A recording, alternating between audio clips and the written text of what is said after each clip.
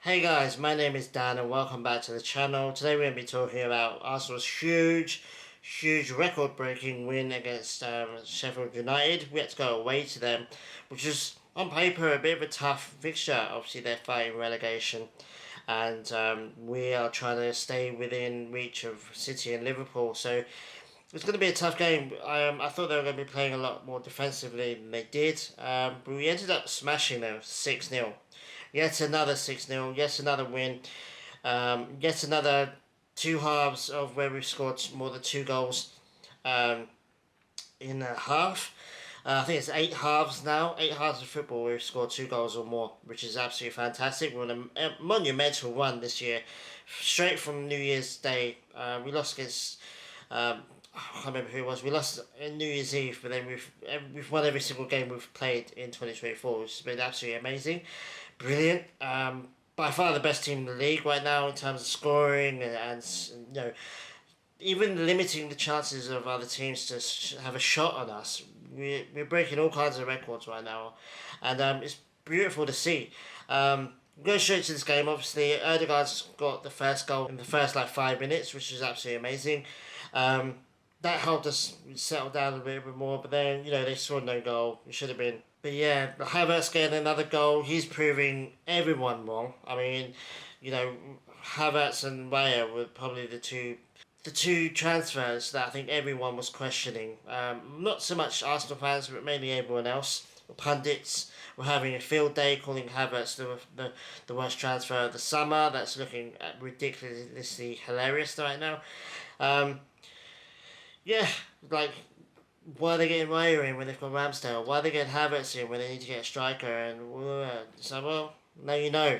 I gave up questioning Edu and Arteta's transfers, like when we bought Ramsdale, when we bought Ben White, and all those other players of Tomiyasu. Every single player, I mean, in the last 3 years, every single player we've bought has done brilliant. Trossard, I could rattle off so many names, but yeah, another dominant win. I don't want to talk too much about anything else except for this win. I think it's absolutely brilliant. Keeps us within range of City. I think. Well, I know that we're only a point behind City, and Liverpool are 2 points ahead of us. So before this game, I was talking about the Sheffield United away and Brentford at home. They're the two massive games, because they're the two games that we have before the international break in the league, and we've obviously got Porto in there as well. You have to include Porto, so that's three huge games. And I said last week, if we could beat Sheffield United, if we could beat Brentford, we're going to be at least second, maybe even first, going into the international break, because Liverpool play Man City after we play Brentford. So we beat Sheffield United, that's stage one done. Then we've got to go at home and beat Brentford. Again, it's winnable, but at the same time, you can't take it games for granted. And it's starting to, you see it online now, we're starting to see people, oh yeah, no, that's going to be another 5-0. We can't get too cocky, and we can't get too complacent either, and because that will bleed into the team, in my opinion. And, Brentford are not a team to take lightly. Obviously, Raya will not be playing it because technically he's still a Brentford player, and you can't play, apparently in the Premier League, you can't play against your parent club. That proves to me that the rumours that came out in November time of Raya being signed permanently is false. Because if that was the case, then we'd be able to play him. Unless maybe it doesn't come into effect in the summer, which is fair play. So Ramsdale's going to be playing. I think this is second league start. I remember I was there for his first, actually, in the first game of the season against Nottingham Forest. He played that game.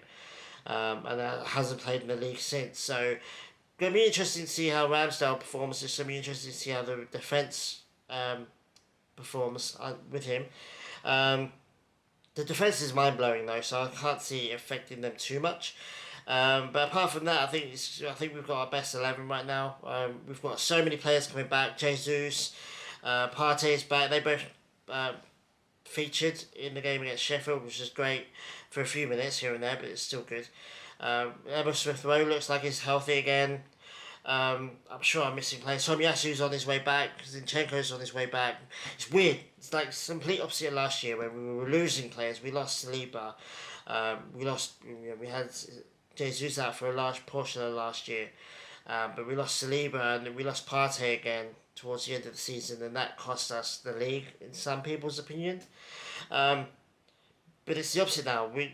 We've got a really good team that are blitzing teams left, right, and centre. I mean, I think it's 7 games now, winning on a win streak, which is great. 30 odd goals scored, and I think it's like three. I think we've conceded 3 goals. So yeah, we're doing brilliantly, and we've got a core team, but we've also got all these class players coming back. None of them walk into the first team, by the way. Timber as well. During Timber, he's training. Probably won't feature until April, I reckon. April, maybe May. But having him in training is such a massive boost. So yeah, it's great. I mean, yeah, like I said, none of these players get into the first team. All of them have to earn their way back in, and with the team as it is doing so well, you can see that, and I think all the fans agree that put them on the bench, bring them on, if they have to, but yeah, until somebody has a bad game, don't transfer anyone out the first team. I think we've got a really good thing going here. Why mess with it? And then we go into the Porto game. So obviously we're 1-0 down to Porto. The away goals rule doesn't work, so doesn't really matter that we didn't score against Porto. I think that should have been a 0-0. But at home, bro, we tear teams to shreds, and I don't think, even if Porto play ultra defensively and drop every 2 seconds like they were doing at home, I think even with that, I feel like on paper we've got more than enough to blow this team away. Like I said, we were saying that before we went away, but it's more. If it's even more true at home. Like, you can't deny that we're phenomenal at home, and the team knows, like, we need to win. We need to beat this team to progress, and we deserve to be in the next stage of the Champions League. And if we can get there, if we can get past Porto. At the moment, I'm not looking past Porto, but if we can get past Porto, then anything's possible. And it's going to be a very exciting end of the season, hopefully. But, like I said, they're going to be playing ultra defensively. They've got a lead to defend. If we can get an early goal against Porto, then RIP Porto, because it's going to be a bloodbath. But, like I said, we got to try to keep our heads out of the clouds, keep our feet on the ground, try and stay pragmatic and not arrogant, and try and Brentford's not a definite winnable game. It's a fixture that we could win and we should be winning on paper, but like I said, you don't know, this team, you don't know how teams are going to play against us. There's no easy game in the Premier League except for Sheffield United apparently. But we still need to win, and we need to get results, and 2 phenomenally important games for us, like I said.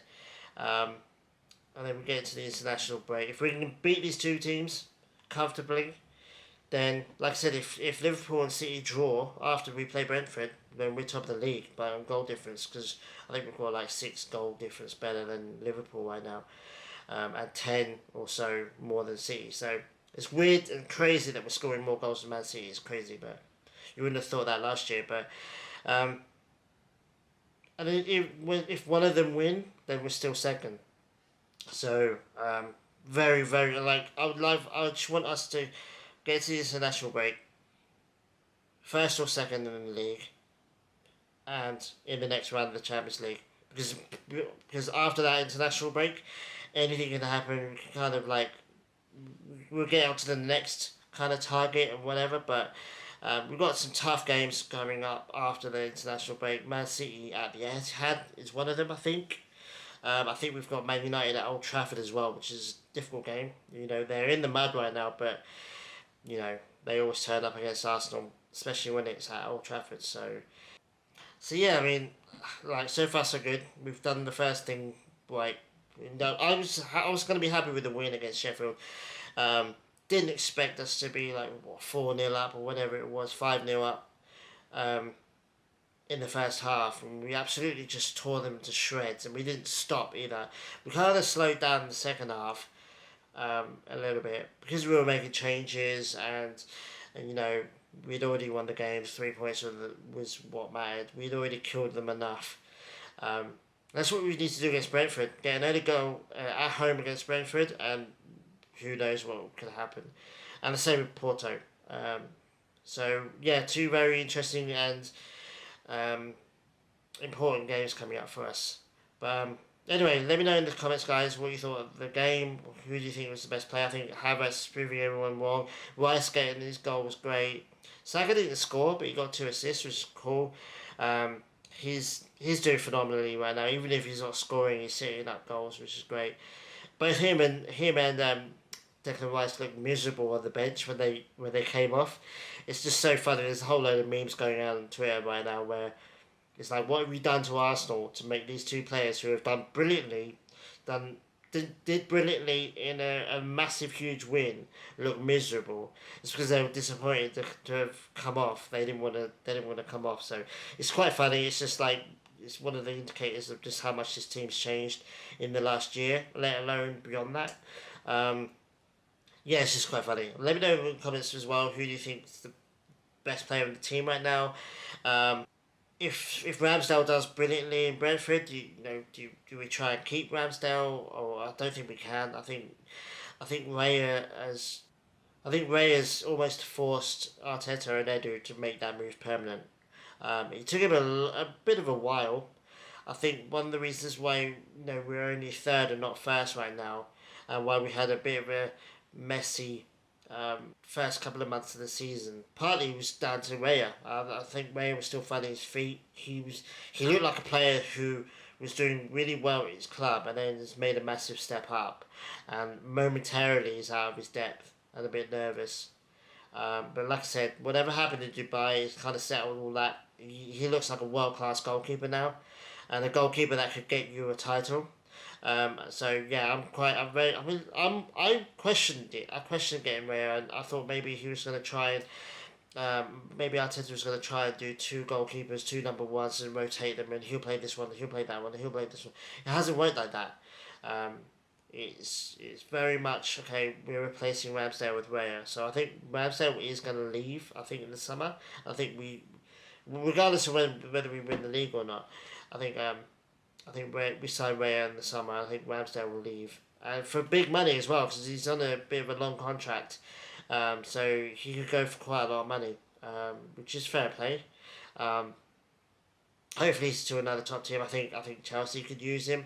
I think he walks into any other team in the Premier League, in my opinion, except for maybe Liverpool, City. I think anyone else, would be quite happy having Ramsdale as their number 1. I don't think he will go to Spurs, but he could start for them, no questions asked. But anyway, guys, let me know in the comments what you think about the goalkeeper situation. What about Havertz as well? How great is he doing? I've got his chart in my head literally all day, every day at the moment, which is great. I haven't gotten sick of it. So, yeah, brilliantly at the moment. Doing brilliantly. Trying to keep our feet on the ground. I will be back for the Brentford game. Obviously, that's going to be early hours of Sunday morning. So I won't be able to do it until... I won't be able to do a video until Tuesday at the earliest. So, yeah, let me know in the comments what you think about these videos as well. Do you enjoy them? I like talking about Arsenal. I like talking about football. I like talking about GMS and Mexico as well when they play. And even England as well. I love talking about England as well. I'm going to be doing that a lot this summer because obviously Euros. So let me know if you like the videos. I've met a couple of people at bars and stuff that watch the video, so shout out to you guys to watch it, and let me know if you do watch it, if you see me out in Perth somewhere at a game. It's always cool to see that. So it happened the other day and it was awesome, but I can't stop thinking about it. So yeah, shout out to everyone that watched this video, and give it a like and subscribe if you haven't already. Really appreciate it. Leave a comment down below. I always reply to all the comments, so yeah, we'll have a discussion in the comments, and yeah, I'll see you guys very soon after the Brentford game. Hopefully we can get another win, and then look ahead to the Porto game from there. So yeah, take it easy, guys. Have a good week and a good weekend as well after that, and I'll see you guys next week. Adios.